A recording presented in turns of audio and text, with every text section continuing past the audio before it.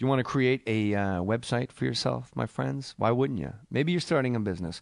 You know what gets your business going? You hand out a business card with like a .com address. Squarespace is the easiest way to create a beautiful website, blog, online store. Don't you want to sell things online? Don't you have brilliant ideas you want to share with the world through the information superhighway? Then you have to use Squarespace. And you're like, I don't have to do anything. No, you do. That's where you're wrong and I'm right. You have to use Squarespace because I'm telling you to. And it's great. Squarespace.com.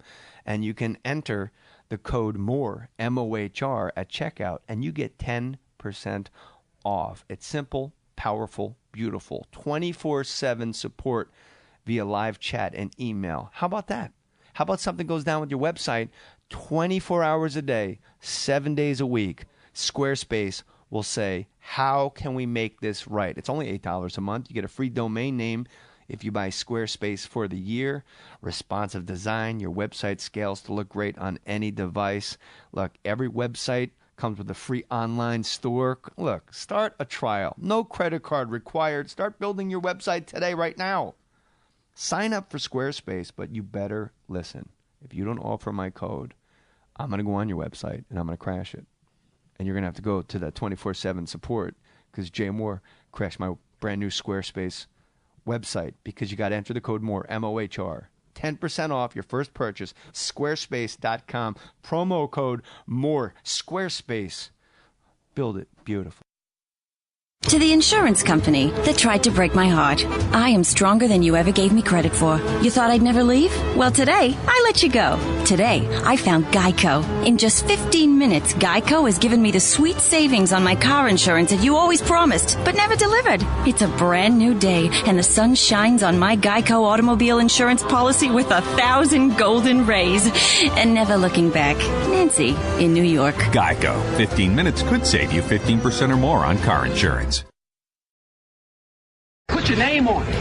Just put your name on it. That's all I say. Be a man or a woman. Put your name on it. Well, I'd like to hear about it, potheads. How the fuck you gonna know how to be great if you don't study greatness? Look at the game tape. Donuts. If you want a battle, it's either that you will or you won't. You know, you're not a bad-looking man, Mr. Gals. But you are, Blanche. You are in that chair.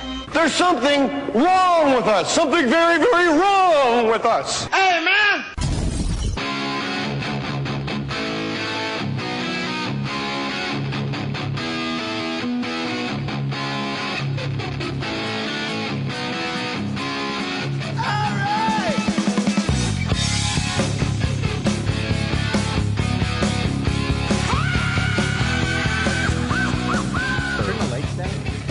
No, well, then we'll be sitting here in the dark, and it'll be like a rave scene in the movie Go.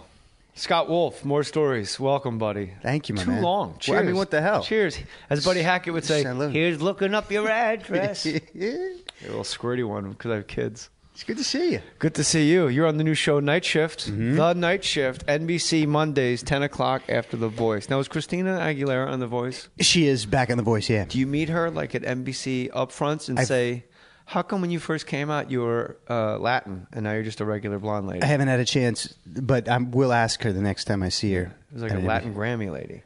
Yeah, and she's gone all mainstream. She's amazing. How? Vocally? Okay. You'll give me that? I am. I said okay. Yeah, and she dresses great. Okay, yeah, if you're okay. It's not things I would wear. No. Ralphie May's got that great bit like, Christina Aguilera. He goes, bitch, I got an R in my name. I ain't Ralphie. Because she was very Latin at the time. Now, you and I did the movie Go together. We did. But first, the listeners need to know that they got to watch your show. Yeah. The Night Shift. It's on after The Voice, Mondays, 10 p.m. Mondays, 10 p.m. Hospital show. Great show. Really great show. Unique in that it's... Do you play a patient? I play a doctor. I play a surgeon. I'm not a Dr. J, but I play one on TV. I play kind of badass surgeon running the surgery aspects of the hospital. It's a night shift, hence the name. It's people working from dawn till dusk, is it? Dusk till dawn. Dusk till dawn. From dusk till I think dawn. dawn to dusk would be the actual day. That would shift. be the regular shift. That'd be the day shift. That's just at a hospital. That's I'm going to work. Yeah. But you go night shift. Night and all of a shift. sudden it's dusk. It is till dusk dawn. till dawn. And then Harvey Keitel's in it, and Salma Hayek's doing a weird dance. You got to get Juliette Lewis out of Mexico. That's a different movie entirely. That's right. You're on the night shift. Yes, In Mondays. the show. Who's your co-stars? Two main guys. Yeah, so there's a guy named Owen Mackin. Great. Irish guy. Really? Yeah. And his That really name could go two ways. That's either complete Irish, Owen Mackin, or that's like a super black wide receiver for USC. Yeah. Owen Mackin with the first But it's he's Irish because it's like EIIUON and it's pronounced Owen. Oh, really? Yeah. It's like that kind of crazy Irish Does he have an Irish accent in between takes? He do. Really? Yeah. But he doesn't have one on the show. No. He does not. He speaks. He's American. He's ex-military. Irish military? American military. Okay. Yeah. Could you say Lots of military aspect to the show. Bunch of combat medics have come home and now they're working this night shift. It's based on it's based on San Antonio Memorial Hospital where Really? Yeah, one of the actually a guy who lives not far from here, Jeff Judo's one of the exec producers. One of his best friends that he grew up with is basically the TC, the main character in the show, and he's Jeff Judo, of course, very famous for inventing judo. That's right. That ball was above the cylinder for so long. The whole time you were talking, it was just bouncing from one end of the cylinder to the other. And I was just like a power forward looking up at it like, no one's going to tip this in? Jeff Judo? Nothing? Yeah. Is Judah. Oh, I thought you said judo.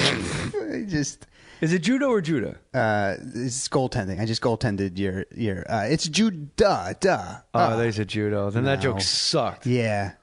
But That's nobody, why I'm not on television. That's why I do AM radio. I've parlayed 30 movies into a career in AM radio.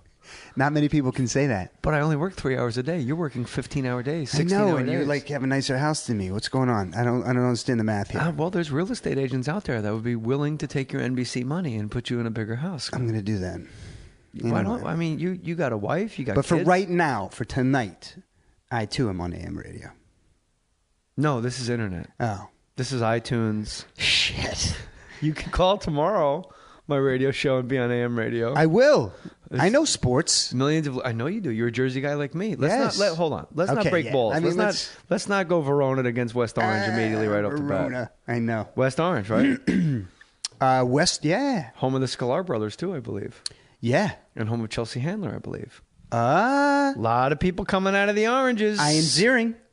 Ian Ziering is from? West Orange. This is what people need to know in podcast land. In New Jersey, there's West Orange, which is predominantly Jewish, borders Livingston, which is just Israel. That's right. That's right. West Orange, Jewish. Mm-hmm. South Orange, Seton Hall University. Mm-hmm. Okay. East Orange, the actual, not a joke, the actual per capita blackest city in the United States. No North Orange. No, but there's an Orange. There is an Orange. There's Which an I have to believe is on the north side of all of this, right? I would think you would think it would be centrically located. I don't even know. Just that's be the called word. Orange, yeah. Orange, then West Orange, because there has to be an Orange first before you go. Well, shit. We'll just call. I don't want to come up with a new name. Just call it West Orange. What's this? That's South Dakota. Okay, That's North right. and South. Draw a line in the middle. That's right. And that's West Virginia, and that's the other one, and that's the other one. Yeah. And then for anyone driving by, it's the Oranges. That is true. That's what it says on the exit. Yeah, Newark. And that's got to be weird The because Oranges. when you see that exit on Route 280, you go, well, I don't smell anything close to oranges. Nah.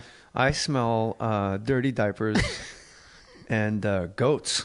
And it always says Newark, the Oranges. And that's the only sign, Scott Wolf. It says Verona on a sign in the state of New Jersey is on that exact sign you're talking about. Coming off of 280. Route 280. This way, Newark and the Oranges. This way, Verona. That's right. Isn't that amazing? Yes. So- And our mothers knew each other. Oh, I don't know about this. We probably talked about it on set a lot when we worked with that loon, Doug Lyman.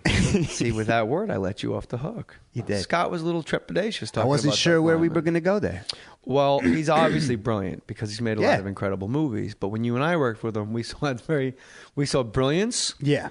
And we saw the guy working in his basement for about 6 years on his bicycle that's going to run on toothpaste. He's like, no, seriously, it's kind of with food hanging on his face. Yeah. We saw both. Yeah, I mean, look, at the heart of it all, I made a great movie. Yeah. I mean, look, the guy knows, he operated, right? He for everybody out there in podcast land, most of the time the director's not holding the camera.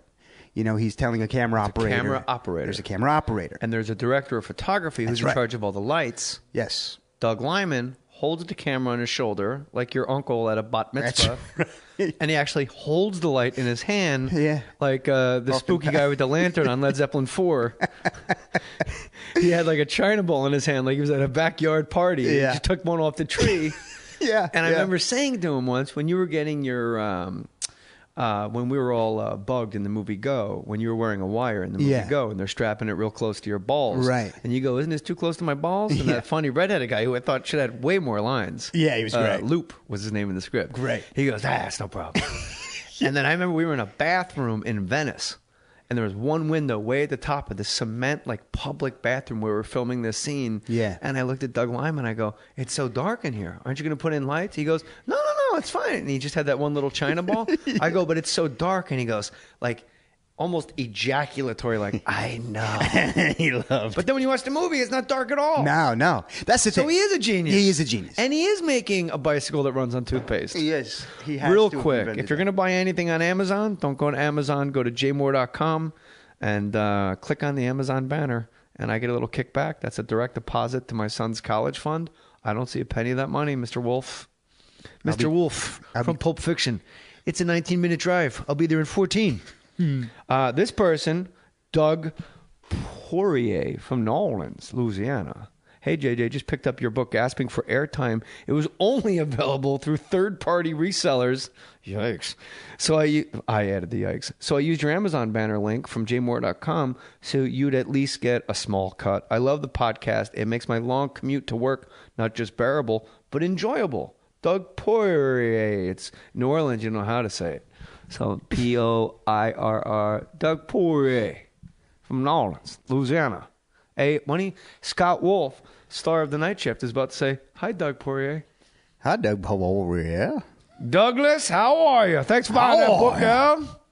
All right. Little known fact, and I told this story years ago.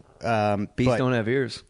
They don't. Little known fact. Moving on. In that scene where I was being mic'd up, I don't know if you remember this, but Doug, and he went into one of his, Doug Lyman making a bicycle out of toothpaste moments. Yeah. And he was like, he was just kind of looking in the area of my balls, and he wasn't like, something wasn't right for him. And people gathered around as they would, right? Yeah. And they're like, what is it? What is he not happy about? And he couldn't quite, it was the normal back and forth flow of conversation. He's a very unique communicator. Is that the nicest version of batshit crazy you've ever heard? Yes. No, but there's a crowd staring at your balls. Now there's a crowd staring at my balls, and because in all fairness, it is a shot of you being mic'd. Yes. And where the power pack for the mic is, the whole point of it is we're super hunky soap opera stars. Yeah. And this is a shot. Yeah. It's the money shot. Of the hot guys in his tighty whitey with his cock and balls. That's with right. The thing. So maybe to Doug Lyman, this is a very important shot. It mattered. It's the sexy shot. Yeah. And he didn't have exactly the right undies. And oh, I don't know about this at all. Do you not? No. So we're standing there, and it comes to like there's a conference, and I decide to cut to the chase. Like, what is it? Is it like are my balls? They're too big? They're too small? What do we need to do? And they were like, Doug's not sure that the underwear are right. And so the wardrobers run to the truck, and they bring like 4 more pairs, and he's now, and nothing's quite right. And he starts to kind of describe them, and Mickey Liddell, who was one of the executive producers on the movie, steps up, and he goes like these, and he pulls his jeans down, and Doug says, yes. like, these. Do we have these?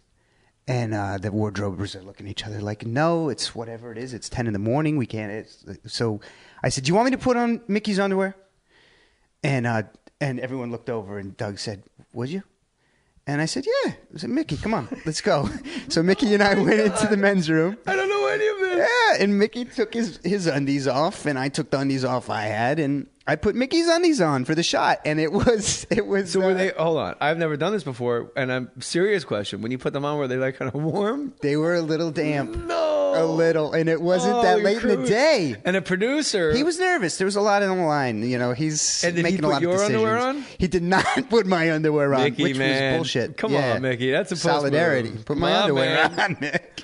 Scott Wolf, by the way, was wearing Aquaman underoos, so it was very uncomfortable for Mickey. And they're made for children. They weren't even your size. They were You just hulked your way through one leg hole. But you know what? That was the thing. At the end of the day, the guy he's got amazing instincts. Doug does. Yeah. Right? Here's how I describe Doug Lyman, who obviously, and this is great that you're here, but everybody, look, set your goddamn DVR to the night shift and just get it done. Season pass, hit record twice, so you get that, and you just record the whole thing. For my kids' college. For Scott Wolf, apparently I have a better house than Scott Wolf, who works way more than I do. And he's married and he's got kids just like me, but I got to make a phone call. You're in the Valley? Yes. In the Valley, you should have 5 times the size of this house. What's the matter with you? I don't Move even to Calabasas like everybody else. I need more TV shows. Well, you're on one now. Let's hope this one lasts. I'm on 2 now. Isn't that crazy? What's the other one? It's coming to an end. That's your cousin. That's Josh. You're confusing. Oh. You're not on Chelsea lately. Where am I right now? Right now you're in my garage. Fake Mustache Studios. I love it here, by the way. Right now you're at jmohr.com.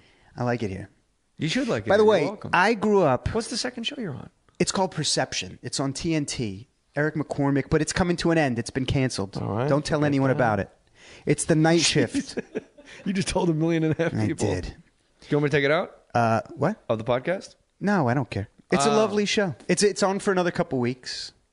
It's not going to send my kids to college. But the night shift. It's paying for kindergarten. How long? That's all you need. And in West LA, I like when you do the interview and they're like, what is it about your child that you think he would be a good fit here? And you're like, because you're down the fucking street, for real. So close. You are literally down the street. That's why I came here. I can throw a rock and hit your front door. He shits his pants. I don't know.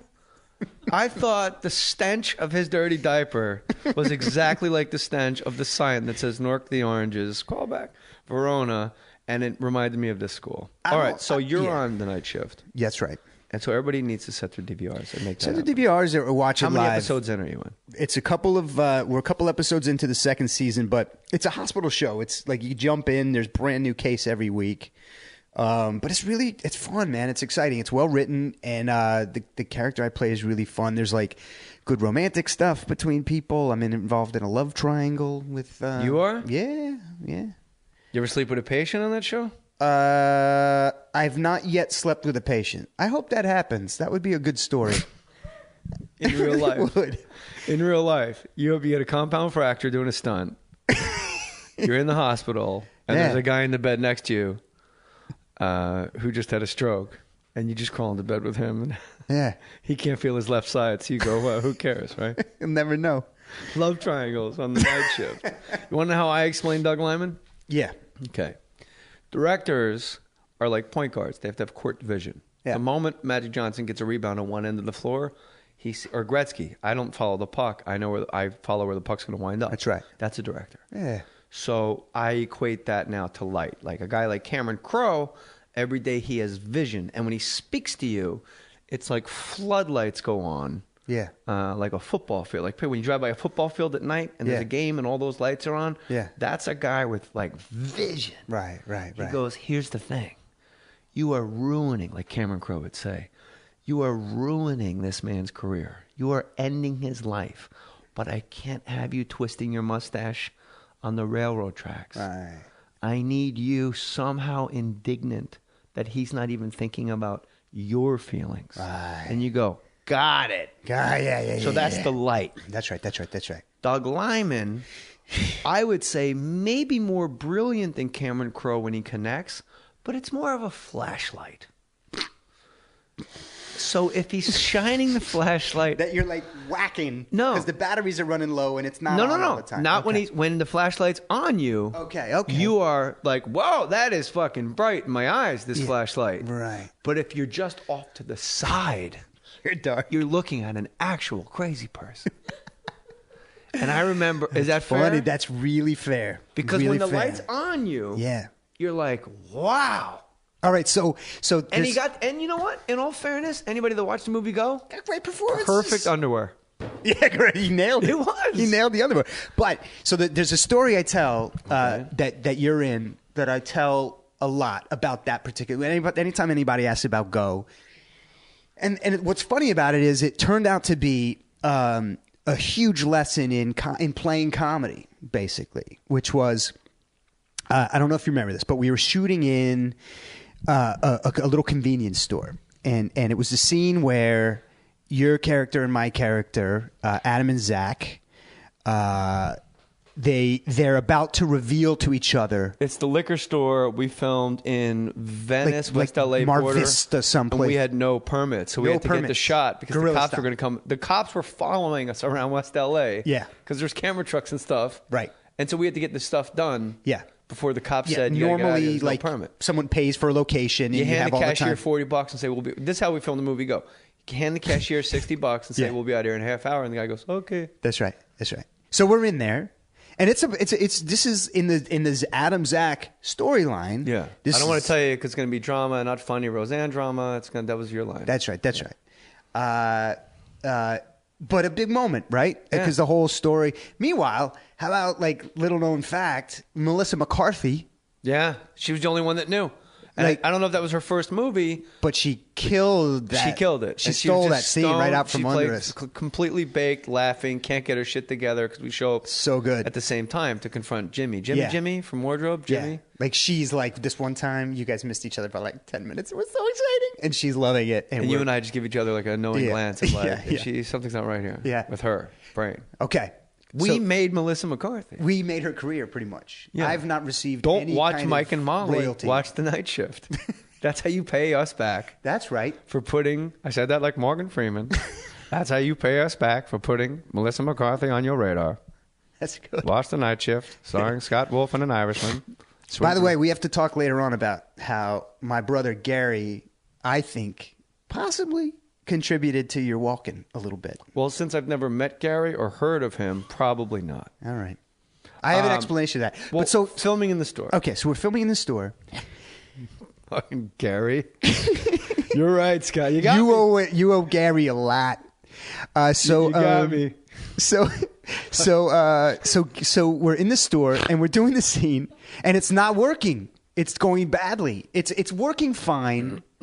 And look, you and I happen to have like a kind of a great natural just understanding of what the hell we were doing, right? Very easy. Just fell into it. Yeah. And I think, tell me where I'm wrong. Okay. You just felt like don't we know what we got the feel of it. Like let's not complicate it, right? Let's not complicate winning, I believe was my exact Let's quote. not complicate. This is working. That's right. Yeah. And so anytime I would have the inclination to ask Doug a question, and in that particular case, so we're doing the scene. For the listener that loves the movie Go. Yeah. It's the scene in the liquor store where Scott Wolf and me, Zach and Adam, we realize that we're both cheating on each other. That's and right. we're about to reveal, as Scott said, who we're cheating on. And if you haven't seen the movie, this is not a spoiler because it's 15 fucking years ago. Get with the times and welcome back. There wasn't an apocalypse. There was no Y2K. Welcome to the world. There's vanilla milk now at Starbucks. You should enjoy it. And basically we go, okay, on the count of three, you tell me first, no, because you think yours is better than mine. That's is right, it Sean Connery? That's right. Like That's one right. of the funniest lines in the movie that nobody even, like Sean Connery being, which by the way, John August, who's been on the podcast. Oh, great. Like, what is the all-time That's right. gay get? That's right. It's And Sean the fact that it's Connery. like an old bear. Sean Connery, like that to me was Is it Sean so Connery? brilliant writing. John August was so fucking brilliant. What a script. Genius. So that's the scene. That's the scene. So And that night, So that night we're doing the it. scene, and we're Doug Lyman is not happy. Doug Lyman is not feeling it. Keeps coming in. But I have to say, I know in the doing of it, I know something's not functioning properly, but I can't. I'm in it. Like we're doing it, and I needed a director. I needed somebody to say. I needed, Cameron's like white hot light on the whole world to say, this is where this belongs. This is what's not functioning properly. So Doug would come in and he would go, and I could, and I knew, and you'd see, and I'd look over at you and you would just be like opening a new pack of Cheetos, like, please don't ask him what's not working. Just stop talking and let's just do it one more time. And so I interrupt too much. I stopped myself. So I'm saying to Doug, I'm like, just tell me, like, what is it? Just help me out. Like, I know it's not working. Help. Mm-hmm. And I think he did one of his, like, so you're like, you're okay. I don't know what you're not an elephant, but you're like the giraffe that knows what it's like to be the elephant, and you're like shooting daggers at me, and I was like, let's just do another one. No, I'm shooting daggers at you because that's not what he said to you. What did he say? You asked him so many questions, and I wasn't privy to that conversation, so then he decided to come my way and go, you can help me. Oh, yeah. And he goes, you're a gorilla. And Scott thinks he's a gorilla. No, he never called you Scott. You were always Adam. He goes, Adam thinks he's a gorilla, but Adam's not a gorilla. And you know Adam's not a gorilla. But Adam doesn't know Adam's not a gorilla. Damn it. He's more of a gazelle. All right. But when he's talking to you, for all intents and purposes, he's a gorilla. And then you go, hold on. And right when you go, hold on, I'm like, Jesus Christ, I want to get this. We got to leave when the sun comes up. Yeah. The cops are going to break this whole thing up. Like basically the cops were chasing us around Venice. Like we're having cockfights in the back rooms of liquor stores all through Mar Vista and Marina. No, right? And literally, like, we would be in a location for a half hour. I was like, gotta go. Gotta find another liquor store. So he would say to me, yeah, look, you can help Scott with this. Right. You're a gorilla. Yeah. And you know you're a gorilla. Right. I'm sorry, Jay. But Adam thinks he's a gorilla. 15 years later, 18. No, I don't care. I've told him. He goes, but Adam thinks he's a gorilla, but Adam's not a gorilla. But when he's talking to you at the register, for all that, he really believes he's a gorilla. And Doug Lyman would walk out. I wouldn't say anything. I just assumed whatever gorilla or zoo animal he assigned to you, the goranimal approach of directing. I think David Mamet uses it as well. You be a cheetah. You be a lemur, you're a fucking raccoon. Let's do Glengarry Glen Ross. That's how I'm joking. So then we would do another take. Yeah. And you would come in with a weird look on his face. It ain't working. Right. And he would go into more zoo animal stories. All right, but here's how this plane landed. I don't know if you remember this. I do remember how. You do? Yes, I do, but I want to hear your version first. All right. Sean Connery. I can't. Is it Sean Connery? You're sleeping with Sean Connery. No. Okay. No. How did the plane land in your end? So the plane. So okay. So we did it. We kept what? We did a couple takes, and then finally I come over. Now I know that it's not working, but again, it's one of these weird places where you're in a scene, and it's difficult to sometimes have enough sort of circumspect and perspective to know what it is that's not functioning properly. So he says to me, finally, it's really good. We gotta go. We're done. That's what he says. Okay? And I literally start to cry. I like have this well of emotion because I know that a very important scene in our movie isn't what it should be. And as I start to get this thing, he goes, this, points in my face, tears in my eyes, freaking out, this. And I went, that's the flashlight. I went, yes. Roll it, roll camera. What I learned in that moment was huge because what I was doing, I was adjacent to the thing. I knew it was a funny scene.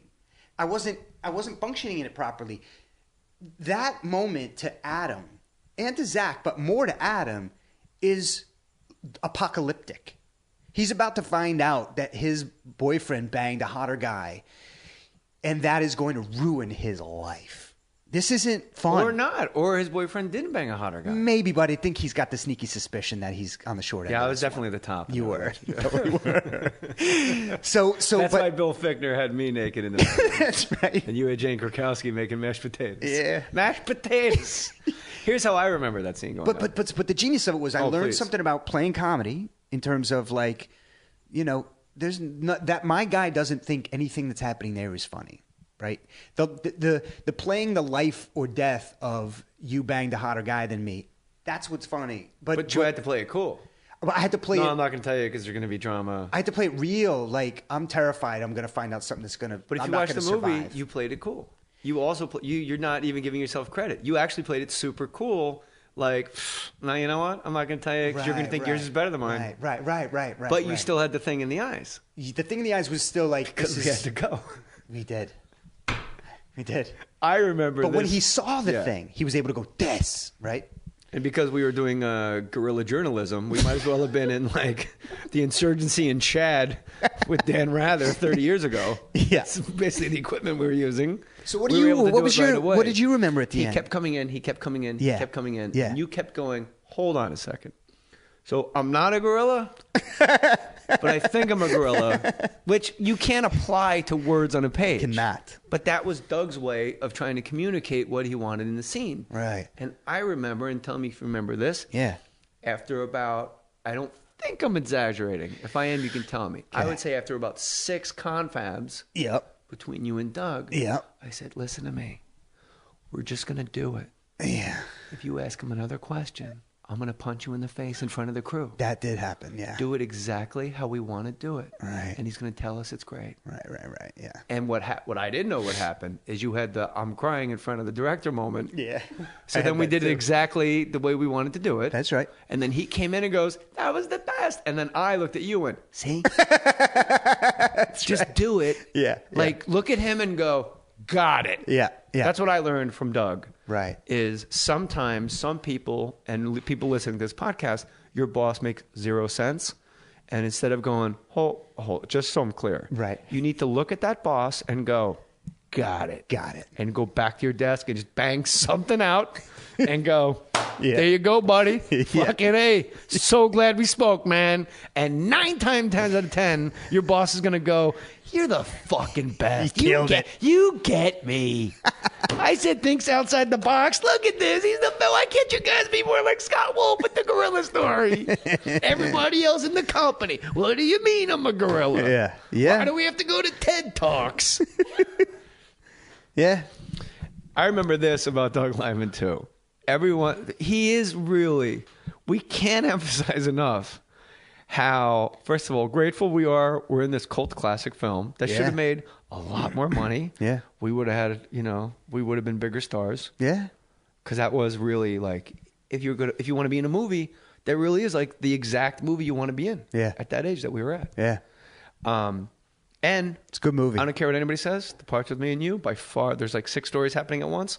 The Scott Wolf, Jay Mohr parts, absolutely way better, head and shoulders above the rest of the movie. And I'll say that to anybody that was in the movie to the face. Yeah. Because I don't give a shit. It was good. I drink Loco. What was that drink they got banned? Polo Loco 8 or some shit. Don't you remember that crazy beer that made people crazy? What? Four Loco? Nobody remembers this? No. All right, forget it. Listen, this is what I remember too. And then I'm going to talk about casting the movie too. Yeah. I've never heard your side of that. Doug Lyman, you and I, first of all, everybody thinks you and I made out in this movie. Even people that seen the movie. Yeah. Like on Twitter, once in a while, like, what are you going to do, make out with Scott Wolf again? You and I never kissed in this movie. However, I will offer this for my Instagram fans, Jay Mohr Sports. We will film, you and me will finally kiss after this podcast. And you can get it. No tongue. Well, just exactly how I can.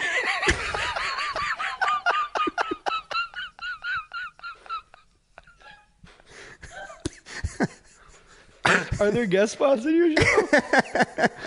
Because I would love to do comedy with you. That was one of the best takes. Wow. That was a body shot I didn't see coming, man. I'm just on one knee. There's a ref giving me an 8 count right now. That took me down. Well, I'll put it on Instagram. Instagram.com/JMohrSports. We'll just finally fucking kiss and be done with it. Good.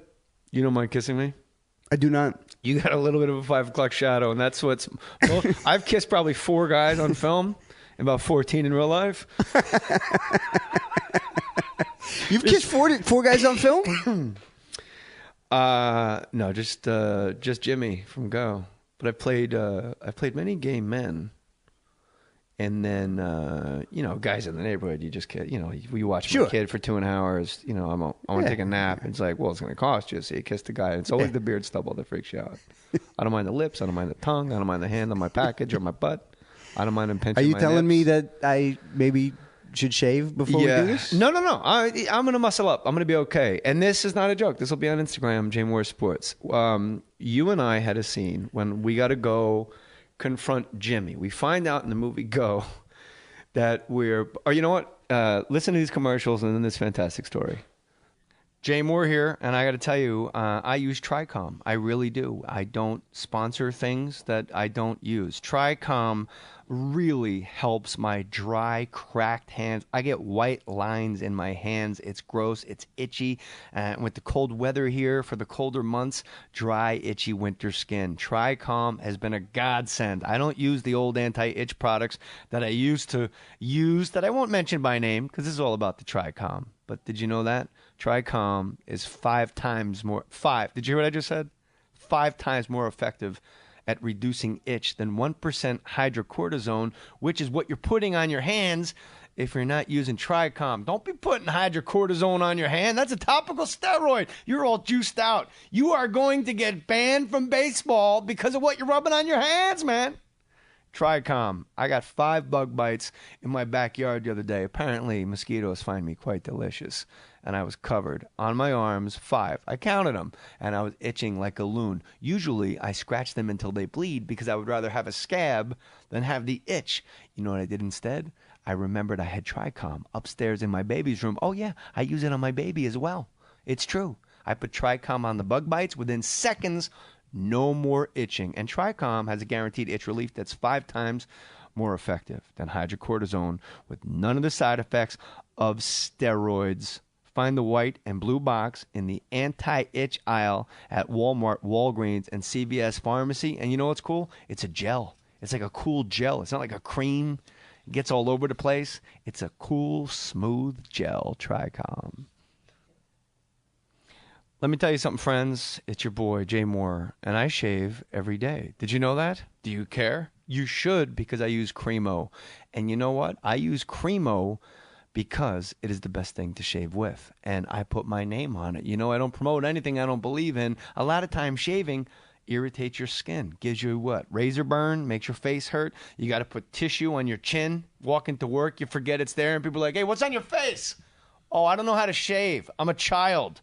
Well, not with Cremo. You can upgrade your razors, upgrade them all you want, but it's just going to cost you more money and make you feel ripped off. What you really need to do all these years was upgrade your shave cream. Shaving gels and foams are mostly air. Air is not a lubricant. I don't know if you've ever tried to lubricate something with air. It doesn't really work out too well. Cremo is an impossibly slick, foam-free shave cream. It comes in a tube, not a can, a tube. Almost any razor is going to glide effortlessly and comfortably over your sensitive skin. It does over mine. Cremo, virtually no bumps, burn, or irritation. Go buy Cremo at Walmart, Target, Walgreens, CVS Pharmacy. Red cap, white tube, Cremo. When shopping for car insurance, consider this. Geico has been saving people money on car insurance for over 75 years. So if you're serious about savings, it's simple. Go to geico.com. After 75 years, they know how to save you money. Okay, so Scott Wolf is my guest. The show, of course, is The Night Shift. It's on NBC, Mondays, 10 o'clock after The Voice. Good lead-in. Pretty good lead-in. Damn, pretty good. Strong. Shit. That's one of the best lead-ins, man. Hey, man. Hey, man. My lead-in was San Jose Shark Hockey, man. That's great lead-in. Great show. Huge vote of confidence. Pressure, right? I mean, it 10 puts... o'clock at night, no pressure. You're on before the news, bro. Relax. It's true. An hour show? Yeah. Yeah, it's fine. You're in season 2. Relax. Yeah. And now there's no relaxing anymore. There's no relaxing on TV. Season 3 is when you relax. Yeah. That really is. Yeah, freak out a little. It is. So Season 2 used to be when you relax, not anymore. Yeah. Yeah, but Gary, I'm married. Tell me about it. You're in a Gary Unmarried house right now. How many, 2 seasons. 2. You know what happened? How many of Action? 8 aired. We should talk about that too. Filmed 12. That was fun. When you waddle on back, the party of 5'3" and leave me alone. I still remember all my lines. This is great.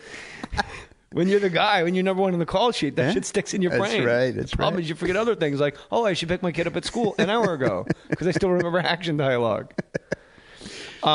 When you and I had the scene at the rave, it's at Santa Monica Airport. It's all night, and I just remember chugging coffee, chugging water to stay awake because we're supposed to be raved out, and everybody's tripping balls. And we also had the Miata scene, in the rain, which we had to reshoot 3 times. That's right. Because water got in the camera. Oh shit! So the scene you're watching is actually like the 33rd time. Scott Wolf and I are like, I'm not fucking delusional. Well, then grab her fucking arms. Look at Molly, and that was the actual wardrobe girl's name. Look at Molly. Hi, Molly in wardrobe. So you and I are waiting in line to get into the rave in the movie. And we have maybe 1 page of dialogue, which is the most linear dialogue that could possibly be written. Is he here? I think he's here. Did you talk to him? I did call him. He told me he'd be here. Something to that effect. Right. It was like if you forgot your line, you just answer the person's question. Right. And it was a page. Yeah. Now, I'm comparing this to the liquor store, which is probably 7 pages, and there's a lot of emotion going on, and we're on the run because the cops are going to break us up. Now we have permits. We're at Santa Monica Airport. We're surrounded by fake ravers that want to talk to us in between every take. That's right. It's like, look, people, we're big shots. Leave us alone. A kid, of course. So do you remember that scene? Before we go inside to get Jimmy, where I have to kiss the guy. And the big thing was we cut his hair. Like, that was the big thing. But don't they even, pull past us and, find other people in line? Yes. Right? Ronan, everybody. Yeah. It's a... kind of a... Yeah, it was like a rural... You know more about directing than I do, but yeah, it's kind of like maybe there was a camera was on a dolly. And we're all in line. Yes. And you and I literally are like... hey, what time does the rave start? 10:30. Did you talk to Jimmy? I left him a message. Is he going to be here?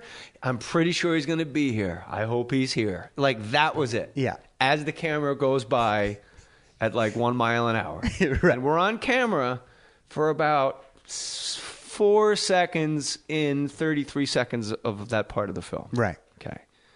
We do 2 takes. Yeah. And Doug Liman yells, cut. We're moving inside. And I don't know if you remember this. He walks up to you and me and goes, I should just surround you guys with beautiful girls more often. That was great. I don't remember that. He thought the reason that it went so well was because you and I were kind of showing off. Cartoon wolves. And just looking at pieces of hot dog and hamburger watch this, acting people. And it was what time does Jimmy get here? 10 o'clock. Did you call him? He's going to be here. Trust me. Cut. Moving in. I should surround you guys with beautiful girls more often. Meanwhile, it's 90 dudes and 10 girls with pink hair that look like Rainbow Bright. Yeah. That's so funny. Oh, Doug, the best. How did you audition? How many times? When did I guess I came in and I read. I might have only read 1 time before they had me come in and meet with you. And you read specifically for Adam? I read specifically for Adam. You want to know why that is? Why is that? No, I didn't read. I met with Doug Liman and Mickey and those guys. Yeah. And it was a weird office. And for anybody that lives in L.A., where Laemmle Theater is, Sunset Laemmle, and Crunch Fitness. Right. Above Crunch to the right is just... For some reason, nobody can keep a fucking business up and running in this place. No. It's always a real estate agency... It's a goddamn it's a kale shop. And they sell bad whale art from Oregon. Everything's been tried. Yeah. And then that week and a half or 2 weeks was the offices for the movie Go. Right. So I go, all right, I'm going to meet him. I read the script. It's great. I meet Doug Liman, but there's been no specifics spoken about at all. And Doug goes, oh, with his Albert Einstein hair. Yeah. Goes, yeah, you read the script? I go, amazing. And, oh, John August was there, of course. Yeah. And I go, I got to tell you, John, it's really, and I wasn't lying. I go, really one of the best scripts I've read. It's just so fantastic. Yeah. I'd love to be in this. I'll hold a tiki torch in the background, whatever you guys need. I just want to be craft service. I want to be a part of this. Yeah. That's what you say when you love something that much. That's right. And then Doug Lyman said to me, would you want to play Adam or Zach? Like that. Huh. Like straight up. Yeah. Like, you pick. Which one? Yeah. And I realized, oh, wow, this is not a decision to be made on the fly. Huh. So I said, which guy says the word go? But I said it like I already knew. Right. Like, I know it's like... But you couldn't remember? No fucking idea. No idea. I go, he goes, do you want to play Zach or Adam? I go, please. Which guy says go? Yeah. And then one producer in the corner goes, Zach. I go, thank you. That was it. That was it. That's hilarious. Somebody could have went, Adam, and I went, you go. And then I would have been the bottom. But it was perfect, right? I mean, it was. It couldn't have been better. I can't imagine anybody Do you else remember me coming in? Do you remember that session? in that weird building. Yeah. And you must have had, because there must have been a couple of different, they must have brought a few different people I honestly in, right? don't remember reading with anybody else but you. But I also don't remember most of my life in that time of my life. Yeah. But I do remember coming in and it feeling, I mean, look, that's the thing. You can have something that's amazing on the page, right? And even have like individually talented people, but without that, whatever you want, a chemistry, for lack of a better something, but that extra little bit of sauce that just takes something from being like well done, well performed to actually, I feel like I'm peeking in on a bit. These two work. Real life. This is you're not going to get a better pairing. No. And I think that's too, though. Like, even though I don't think you and I had met before. No. I don't know anything about Bailey and Party of 5'3". You're an asshole. Yeah. And you can finally admit to being a big fan of Party of Five. Me? Yeah. Never saw an episode of my life. I know you said this. Can you repeat this? I've watched a lot of No weird one's buying. Well, I watched a lot of weird shows in my life. I watched Action. I just you were the one. my brother and I. I didn't know there were 6 networks until they told me we took 6th place in the time slot. And I'm like, wait, what? Hang on. This is pre cable. I was like NBC, ABC, CBS, Fox. Yep. UPN. Yep. And WB. Yeah, that's right. And we took 6th because it was up you against finished behind everything. It was Friends, which took everybody. Right. So the counter programming from WB or UPN, one of the two, was WWF Wrestling, which is brilliant. Oh, yeah. Like, fuck Friends. Right. I'm going to watch Jimmy Snuka fight Sheamus. Yeah. And then the counter programming to that was Charmed. Yeah, you're done. It was like an absolute tornado of you can't win. No. And to their credit, when we found out filming the episode where I have a heart attack and I'm in the ambulance, and I come up, there's 4 episodes that exist where I wake up and my ex-wife is like going over my will and I'm like trying to get back to work with my heart ailment. And everybody's trying to nurse me back to health. Right. But those never aired and they're gone forever, which is a shame because Ice Cube's in one and he's hilarious. They're not. You can't find them anywhere. I haven't. No, none of my representation of DVD. No, those don't. Ice Cube, that episode's not on because I remember I asked Jack Plotnick to watch my daughter while I go to a meeting. Yeah. And Ice Cube shows up. I forgot I had a meeting with Ice Cube. And then I go in. Hi, baby girl. It's okay. Scott, Nick, Scott. And then I go in. Big smooch. There you go. More like it. Look at the smile on Scotty Wolf. Things is right looking now. up around here, Mohr. I told you. So my character Peter Dragon leaves. If you kiss that well, the end of this is going to be fun for me. Nobody kisses like that. No. But, now I just want to be done with the podcast. Now I want to go upstairs and wrestle. You creep. Leave me alone. So here's what happened. So in the episode that never aired, Buddy Hackett and Ice Cube almost get into like a fist on script. Almost get into like a fist fight. It's amazing. Great. Because I leave, I tell Jack Plotnick, who's wonderfully talented actor. Yeah. He played my assistant. So good. Very gay, very nervous all the time in the show. I go, you watch my daughter, and Georgia was her name, and I leave, and then when I come back, I go, where's my daughter? And he goes, oh, she's in your office with Ice Cube. You forgot you had a meeting. And I go, you left my daughter alone with a gangsta rapper? And then Buddy Hackett, as we go towards my office, takes out his fucking service revolver because he's a former cop, and we walk in like we're breaking in, like DEA. Yeah. And Hackett just comes in and puts a gun to Ice Cube. They're on the ground. A 7-year-old girl and Ice Cube are playing. He goes, nah, go fish. They're playing go fish, right? And then Ice Cube looks up and he's looking down the barrel of a service revolver 38, and he goes, yo, what's with the gun? And I go, I'm very sorry, Mr. Cube. Just lately, we've been having a lot of problems with, and Hackett goes, blacks. And I go, bats. Black bats. And then Hackett just goes, black bats. And he puts the gun away. But just Hackett staring at Ice Cube. Like, what a moment in time. Buddy Hackett looking at Ice Cube holding a gun. Blacks. Hey, do you talk? It's because is it common? Huh? Is Say it what is now? it is it is it a known thing? Who was like there on set all the time as like as like a punch up kind of guy? I don't know. I don't know who you're talking about. Ross. Jeff Ross? Yeah. I don't. Maybe that wasn't all the time. I saw Jeff once in a while. No. Jeff's the best at it. He was when I did mine. It never happened. No, I saw Jeff there. Jeff was the there. best in the business. Yeah. Punch up guys. Ross is the guy. So that's. But here's the thing too. You had a showrunner who I won't mention. Okay. Out of respect.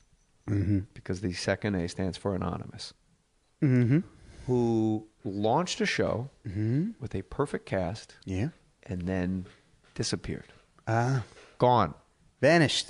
Like, not answering the phone, nothing. However, that made Don Rio, the head writer, become the de facto showrunner. Don Rio created Blossom. Yeah, but he also, Don Rio, no one is cooler than Don Rio. Right. No one can write that fast. Nobody can tell talent, like, go fuck yourself, do what I tell you, Right. or we're all fucking going home. Right. Because once I asked Don Rio, you wrote for Sanford and Son when you were 18 years old. You wrote for The Return of the Honeymooners. You wrote on MASH. You wrote, and there's like all these other shows. And then you create Blossom.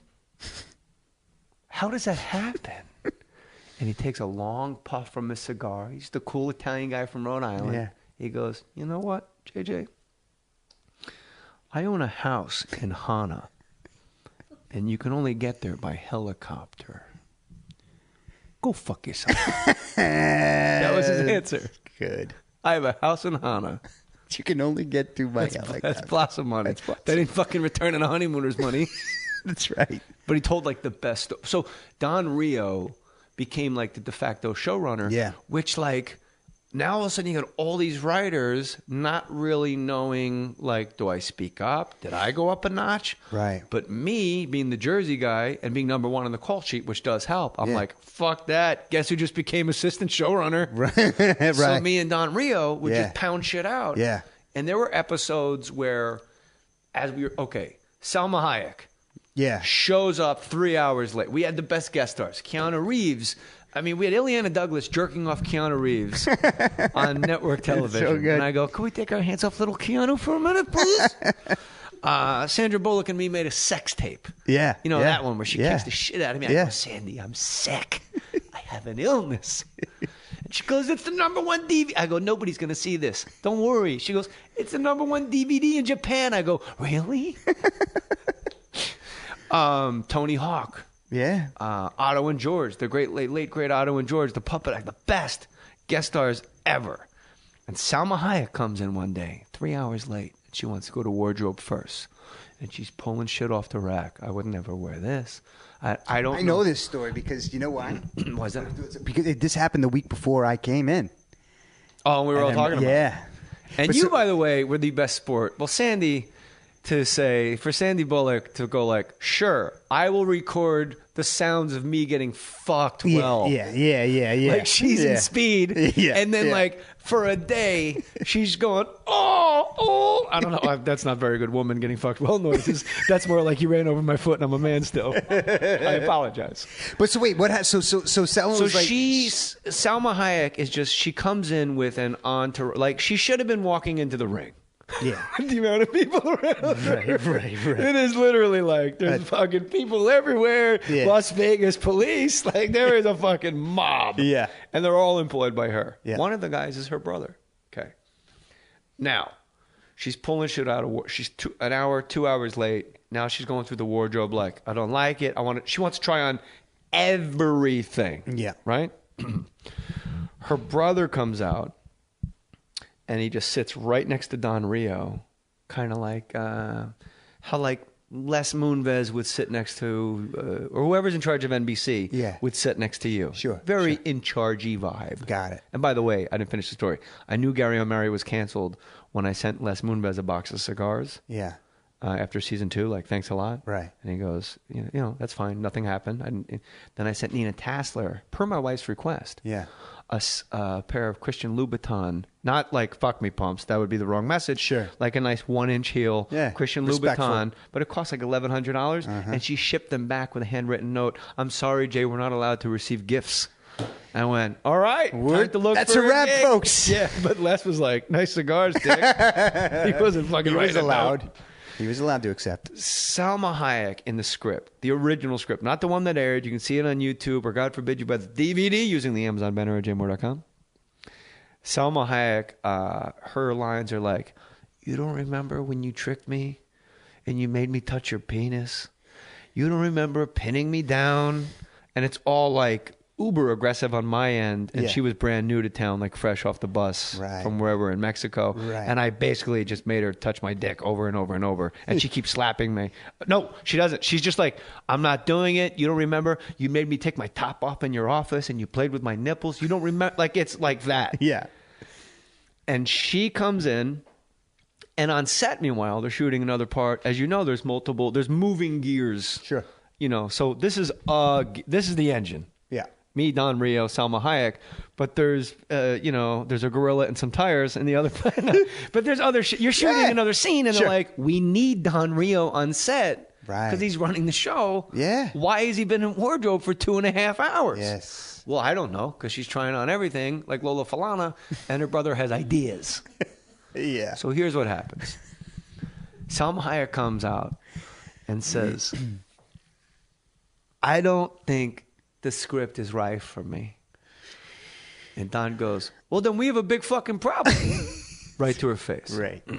The brother looks at Don Rio and goes, you see, the thing is with Salma, and Don Rio goes, hey, eyes, look at me. If that wasn't your sister, you'd be doing a fucking burro show in Tijuana. Salma thinks, go away. And there is a pause, and Salma Hayek goes, you have to get out, to her brother. And he fucking gets up and he bounces. Don Rio. Don Rio looks at me and goes, can you fix this? I go, it'll be fixed. And he fucking leaves.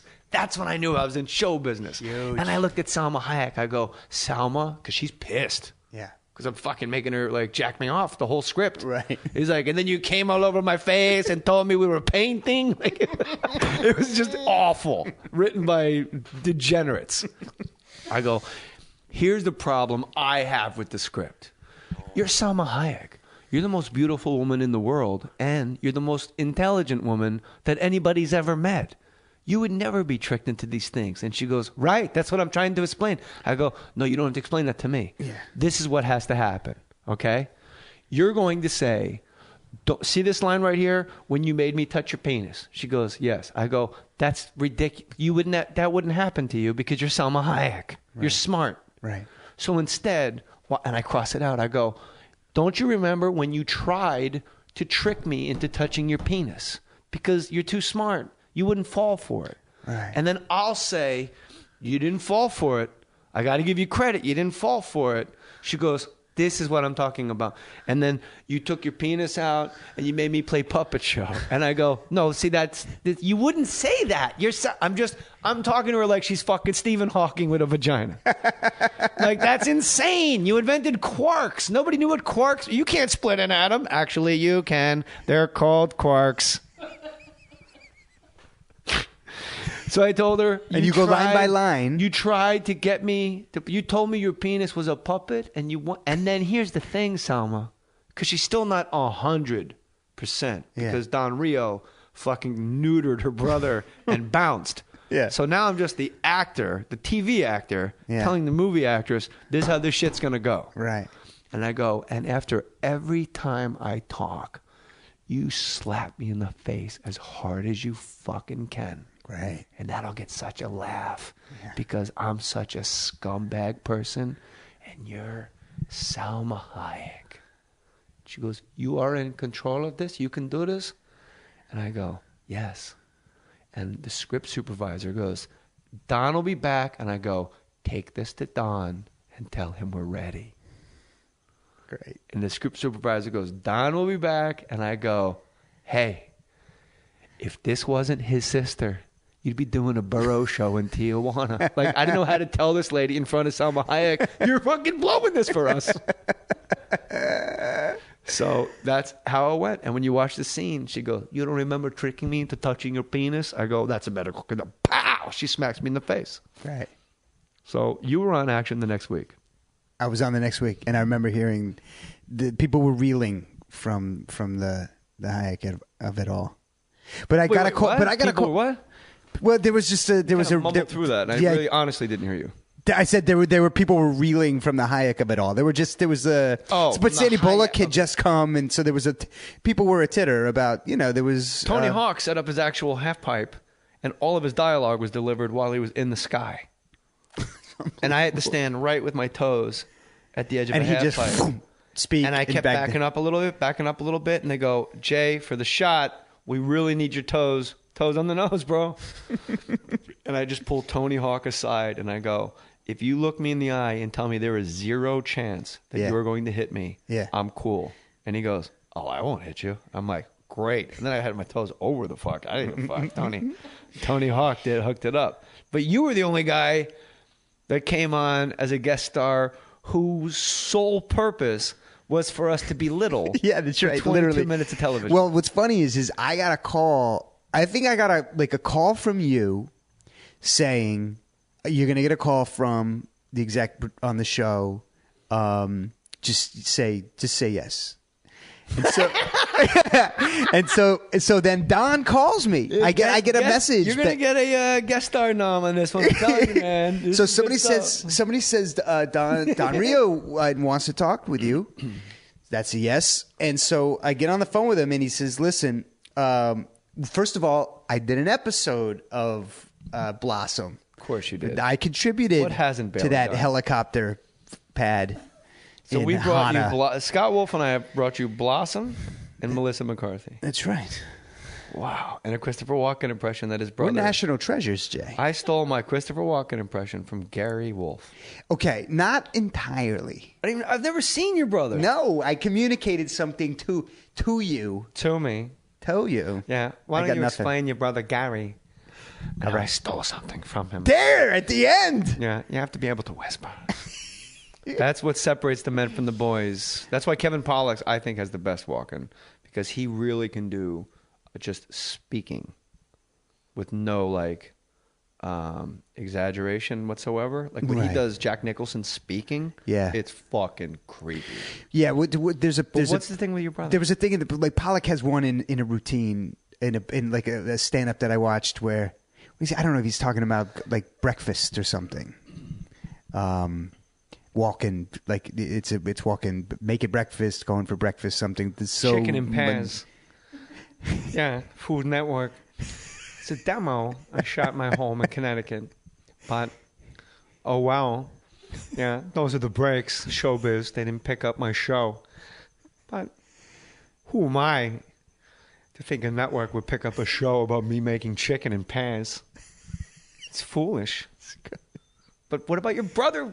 Now you're dodging the Gary Wolf question. Never heard of him. These are things. Look, I've been harboring a lot of things over the years, Jay. Wow, ¿qué pasó, mijo? Apparently, like falsities, lies. Say that like, thank you. As Keitel, you have been harboring falsities. These are lies. You gonna tell me Gary Wolf invented a Christopher Walken impression? That's not okay. So Gary, my little brother Gary, God love him, such a good man. But one nut. People don't know that about Gary Wolf. They only don't. Has one nut. Yeah. One nut. Yeah. Just like John Starks. Starks only has one nut. One nut. That's right. One nut wolf. Go on. So he had a hack amateur Walken. Nothing in the he's like playing A ball in Who Gives a Fuck, but with his Walken. But he had a thing, and I can't remember if he did it. I can't remember if you met him or if I just told you. I was like, hey, he does this thing where it's the thing that people do. It's so bad. And then you're okay. No, I would tell you the truth. Pete Holmes was here and did Matthew McConaughey, and I go, that was fucking terrible, right to his face. But your walking is as good as anybody that comes up to me and goes, am I walking? Yeah. Eh. But then he the goes. The mistake people make is they get too rhythmic. Right. What you have to do is take. See, but this is where rhythm out, of course, entirely. Maybe put the emphasis on the wrong syllable. I don't know. I'm not a master of the impression. I steer it. It's crazy. But Gary had True Romance. Your son. Piece of shit. What did your brother say? Girlfriend. Yeah. They took something from me. Yeah. My drugs. Yeah. He does the growl a lot. But what did your brother say? I said the story in our world, Jay. What world is that? The Wolves of West Wolves Orange? Of West Orange. Next on Bravo. That's right. By the way, well done in the clubhouse. Thank you. I'm the only person to ever guest host. You guest hosted that? I got swag. Where my gays at? What's up? That's Gary Wolf. Let's get to that next. All right. So he may or may not have like done that part of the walk-in, and then you were like you did Leno like 2 weeks later, and featured the growl, and look in amongst the Wolves of West Orange, you stole that shit. You stole that shit straight from my brother Gary. When you do your impression of Christopher Walken, you stole your impression of Christopher Walken from people that do impressions of Christopher Walken. That's right. Because the way he does it. Gary Wolf. See the emphasis on Gary for no reason at all. At all. Give me like a quick. Well, you've already given me how the to tutorial. Do it. Yeah. Make one syllable words, 2 syllables. I know. Yeah, that's great. That was very good. All right, I'm stopping there. I'm going out on top. Why go out on top when you could settle for mediocrity? Look, Bailey. Party of 5'5". So you do action. Well, so that was the other thing is I get a call from Don Rio. I call him Don because we're tight. I'm just letting the listener know. I haven't talked to him since. A legend, right? And I say, Mr. Rio, what's happening? He says, look, we're doing this show with Jay. We got an idea. I want you to come on. And my first thought, because at the time I'm in the middle of Party of 5 and I'm thinking, like they're going to want to do like a teen heartthrob thing and it's just going to not be, you know what I mean? Boy, were you surprised when that came to your door. I was. He's like, well, because he goes, I'm not sure you're going to want to do it. And I thought it was like going to be just a riff on that same old bullshit. And he was like, so the whole idea is that you want to be an action star, but that's just way too short. And I was like, I'm in. I'm in. I love it. And when I showed up, I mean, look, the script, obviously, as they all was hilarious. But I don't know if it was a pre-planned thing. But do you remember when?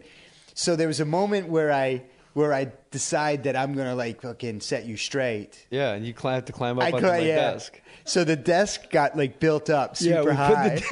We put the desk on blocks. On blocks. Like a car in the So driveway. I had to climb it like a 6-year-old. I had to actually climb up into the top bunk to get on my desk. He goes, let me tell you something. You climb up, your little feet are dangling. Scott, by the way, is regular height. You're probably the exact same height as Tom Cruise, who's a very manly man. Yeah, on the short side of regular. That's the name of my new book. I think Afghan Wigs took that already. Some hipster douche album. Short side of regular, man. Short side of regular. Did you want a medium roast or... But it was fun. It was fun. And I'm telling you, I mean, you know, you can edit And then you this fell out. off the desk, remember? I did. And then you had to pop back up in the frame. Right, that's like you right. fell off a cliff. That's right. We did. You were like, let me tell you something. And then I go, all right, Simon Birch, why don't you waddle on back to party of 5'3"? And you're like, you know what, Peter? You're an asshole. You'll always be an asshole. And I go, you're adorable. And then you go, and you fall off my desk. Scott It ended with me like pinning you against the wall. That's right. You did. You almost whooped my ass. And then the door opened and somebody came in to save me. That's right. And you played it cool. I forgot about that part, but now I remember it very vividly. It was funny. Oh, God. That was a great show. And Party of Five, when you were on the Clubhouse, all Andy wanted to know was if you slept with Nev Campbell. He did. And I wanted you to just go, bro, I got a wife watching. I know. He didn't think it was funny because I love him, by the way. He was, I mean, at Andy, if you at wish Andy, to hit him up. And he's obviously, you know, quick as shit, and it was really fun. But there was one moment where, because he asked about the thing, he was like, "So no sleeping around on the Party of Five thing," and I was And like, you were on with a Miami girl the girl, that no, I've never seen before. the No, girl from Vanderpump Rules. Yeah, I never saw that girl before. Yeah, she was a sweetheart. Sure. Right? Yeah. If you're a reality waitress, she's the best they get. Yeah. You're married to a reality star. Yeah, an ex-reality star. Yeah. So she's done with show business entirely? Yeah. She and I are like, we're actually developing something right now, but it's Christopher Walken impression school? Yeah. People, in case you don't know, Scott Wolf married a gal who was in Real World New Orleans. That's right. And what are the odds that email from the Jay Mohr Amazon banner is a guy from New Orleans? And what's your wife's name? James Wolf. Wasn't that it? Kelly Wolf. She to this day she keeps being referenced as Kelly Limp from the Real World. And all due respect to her father, Fred Limp, who I love, Dr. Limp. When we got married, yes. So we're all ears. They were referring to our wedding as the Limp Wolf wedding. You know, in the wedding announcements and all this kind of stuff. And one day I said to Kelly, I was like, honey, we can look, I know Emily Post be damned. Can we call it the Wolf Limp wedding? That's not going to kill anybody. Well, we had more Cox. It was Cox Mohr, but we really did give it considerable thought. Yeah. Was she? Wait. Cox. I think I tapped. I know. More Limp Wolf Cox. If we had all gotten married at the same time. Celebrity wife swap. We'll do it on Funny or Die. We'll make our own Funny or Die. So yes, she. Here's the deal. Yeah. I tapped completely out of the real worlds because after a while, it's just a bunch of people fucking drunk and yakking at each other nonstop over nothing. Punching each other in a hot tub. Then you get drawn in. Yeah. And then you love it. That's how it always goes. Yeah. I watch all the Real Housewives. You do? I don't watch Atlanta, though. You just can't relate. Yeah. Different culture, different things with all, too many wigs. I concur. Just a lot of wigs. It's wigs. Like, I rubberneck. Wait a minute. You look like Pat Benatar last week, and this week you look like fucking Wendy Williams. What happened? Now you look like Iyanla. Well, pick a wig and stick with it, ladies. But was New Orleans the one, by the way, with the tall, thin black kid that was gay? Yes. Yeah, that's Danny. the one my wife and I watched. Okay. And I reached out to him on Twitter. Yeah. Just telling him my wife and I thought he was fantastic. That's awesome. And he came right back and said, hey, that's like, wow, thanks. Yeah. We fell for that kid. She's still super close friends with him. There was no real villain, though. Was there? No. You know, she like, you know, and she talked about her experience on that show. And she would, you know, she was like, here's how it kind of went down. Like there was one particular scene in the show where she's like watching TV, eating a sandwich, and then like David, one of the guys on the show, is like making a smoothie in the kitchen. But then they put like Rage Against the Machine under, like, fuck you, I won't do what you tell me. And they cut back and forth between the two of them, and suddenly it's like they're going to kill each other. But they're just having a smoothie and a sandwich. But they would find ways to, because that particular group, there wasn't any like awful villain person.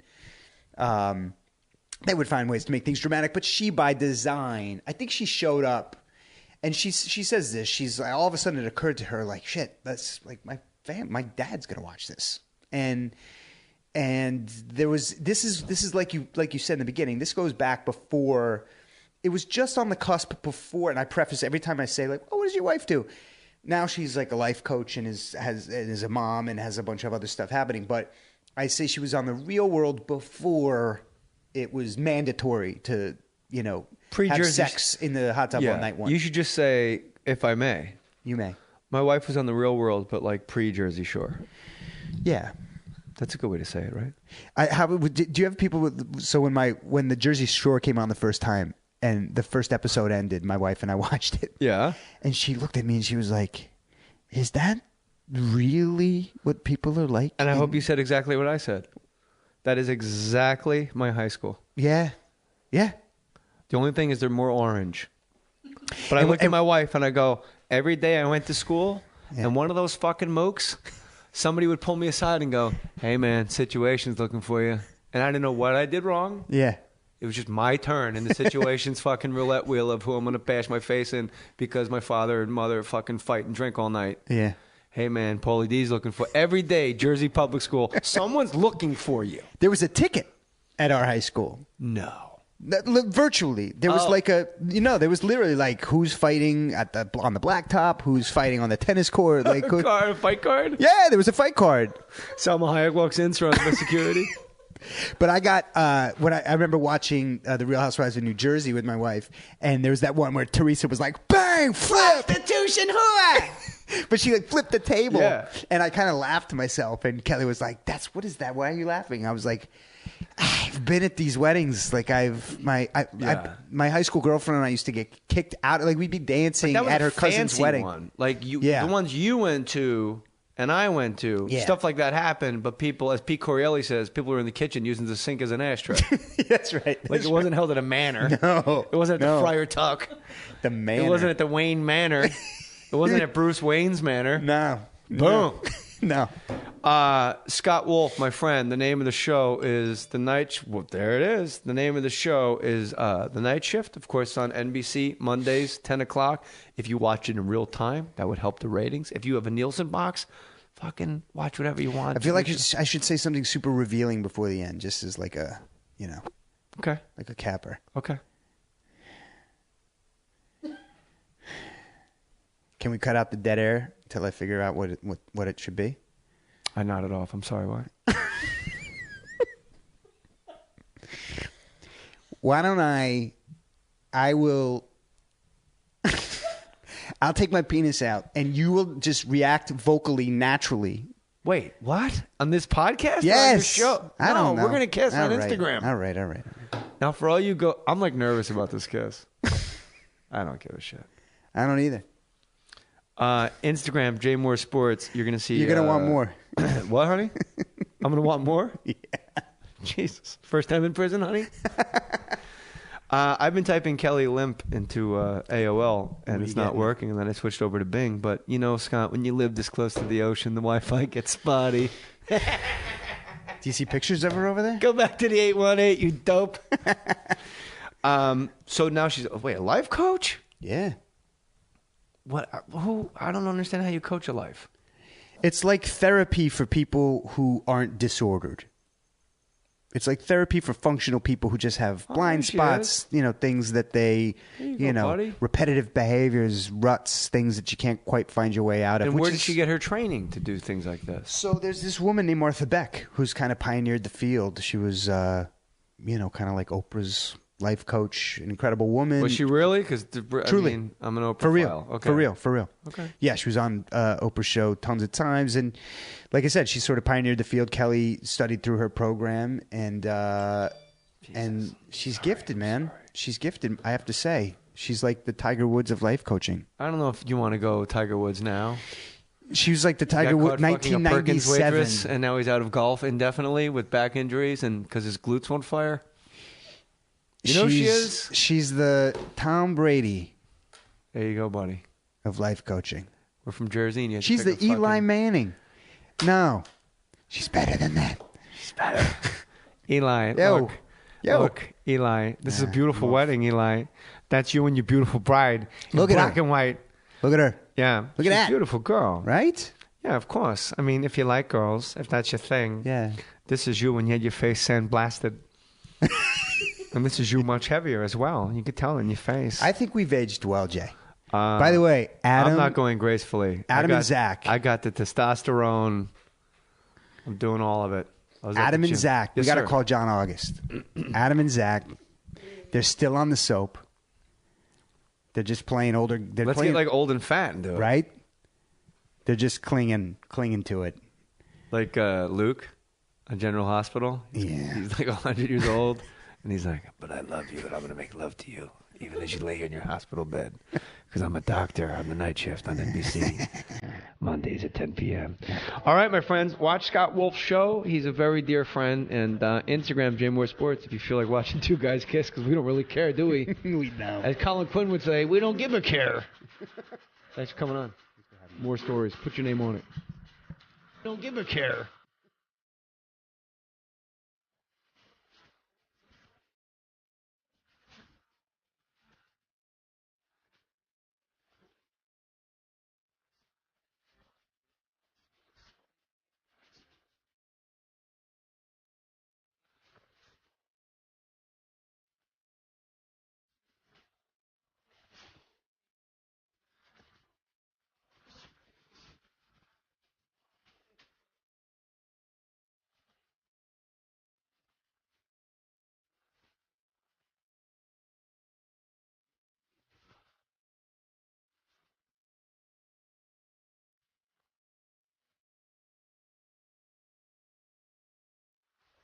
Do you want to create a website for yourself, my friends? Why wouldn't you? Maybe you're starting a business. You know what gets your business going? You hand out a business card with like a .com address. Squarespace is the easiest way to create a beautiful website, blog, online store. Don't you want to sell things online? Don't you have brilliant ideas you want to share with the world? Through the information superhighway, then you have to use Squarespace. And you're like, I don't have to do anything. No, you do. That's where you're wrong and I'm right. You have to use Squarespace because I'm telling you to. And it's great. Squarespace.com. And you can enter the code MOHR, M-O-H-R, at checkout, and you get 10% off. It's simple, powerful, beautiful. 24/7 support via live chat and email. How about that? How about something goes down with your website 24 hours a day, 7 days a week? Squarespace will say, how can we make this right? It's only $8 a month. You get a free domain name if you buy Squarespace for the year. Responsive design. Your website scales to look great on any device. Look, every website comes with a free online store. Look, start a trial. No credit card required. Start building your website today, right now.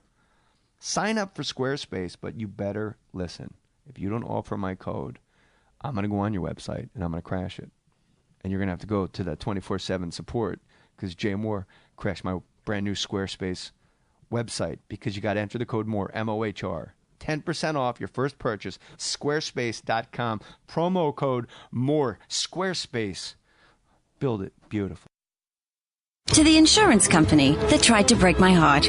I am stronger than you ever gave me credit for. You thought I'd never leave? Well, today, I let you go. Today, I found Geico. In just 15 minutes, Geico has given me the sweet savings on my car insurance that you always promised, but never delivered. It's a brand new day, and the sun shines on my Geico automobile insurance policy with 1,000 golden rays. And never looking back. Nancy, in New York. Geico. 15 minutes could save you 15% or more on car insurance. Put your name on it. Just put your name on it. That's all I say. Be a man or a woman. Put your name on it. Well, I'd like to hear about it, potheads. How the fuck you gonna know how to be great if you don't study greatness? Look at the game tape. Donuts. If you want a battle, it's either that you will or you won't. You know, you're not a bad-looking man, Mr. Gals. But you are, Blanche. You are in that chair. There's something wrong with us. Something very, very wrong with us. Hey, man!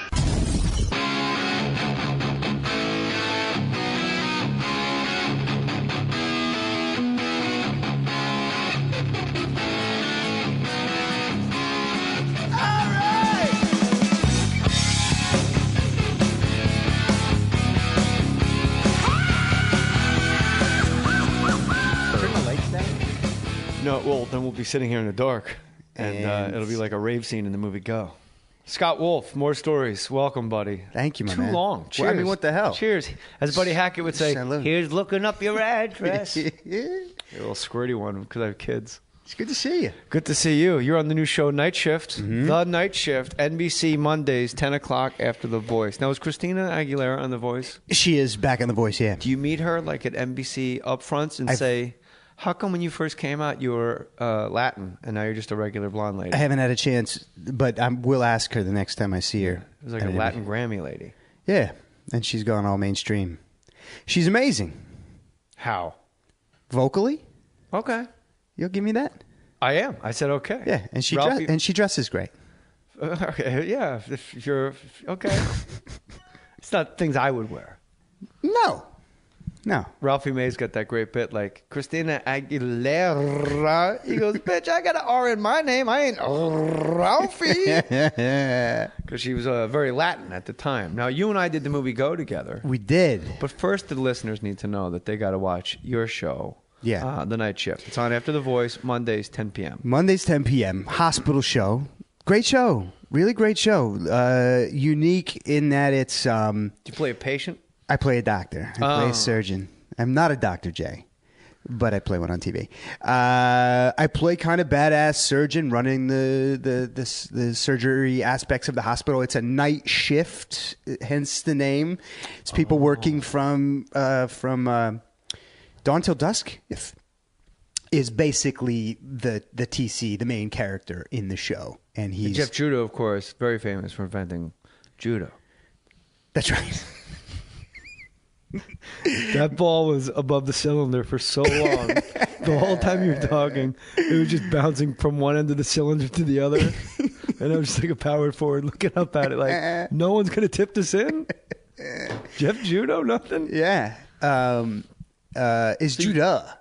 Oh, yeah, I thought you said judo. Is it judo or Judah? It's goaltending. I just goaltended your it's Judah. Oh, they said judo. Then that joke sucked. Yeah. But that's why I'm not on television. That's why I do AM radio. I've parlayed 30 movies into a career in AM radio. Not many people can say that. But I only work 3 hours a day. You're working 15-hour days, 16-hour days. I know, and you like have a nicer house than me. What's going on? I don't understand the math here. Well, there's real estate agents out there that would be willing to take your NBC money and put you in a bigger house. I'm going to do that. Why don't? I mean, you got a wife, you got kids. But for right now, for tonight, I too am on AM radio. No, this is internet. Oh. This is iTunes. Shit. You can call tomorrow, my radio show, and be on AM radio. I will. I know sports. I know you do. You're a Jersey guy like me. Hold on. Let's not break balls. I mean, let's not go Verona against West Orange immediately right off the bat. I know. West Orange, right? West, yeah. Home of the Sklar brothers, too, I believe. Yeah. And home of Chelsea Handler, I believe. Is it? Dusk till dawn. Dusk till dawn. From dusk till dawn. Dawn to dusk would be the actual day. That would be the regular shift. That'd be the day shift. That's just at a hospital. That's I'm going to work. Yeah. But you go night shift. Night shift. It's dusk. It is dusk till dawn. And then Harvey Keitel's in it, and Salma Hayek's doing a weird dance. You got to get Juliette Lewis out of Mexico. That's a different movie entirely. That's right. You're on the night shift. Yes, Mondays. In the show. Who's your co-star? It's two main guys. Yeah, so there's a guy named Owen Mackin. Great. Irish guy. Really? Yeah. And that his really name could go two ways. That's either complete Irish, Owen Mackin, or that's like a super black wide receiver for USC. Yeah. Owen Mackin with the first But it's he's Irish because it's like EIIUON and it's pronounced Owen. Oh, really? Yeah. It's like that kind of crazy Irish. Does he have an Irish accent in between takes? He do. Really? Yeah. But he doesn't have one on the show. No. He does not. He speaks. He's Merkin. He's ex-military. Irish military? American military. Okay. Yeah. Could you say lots of military aspect to the show. Bunch of combat medics have come home and now they're working this night shift. It's based on it's based on San Antonio Memorial Hospital where really one of the actually. A guy who lives not far from here, Jeff Judo, is one of the exec producers. One of his best friends that he grew up with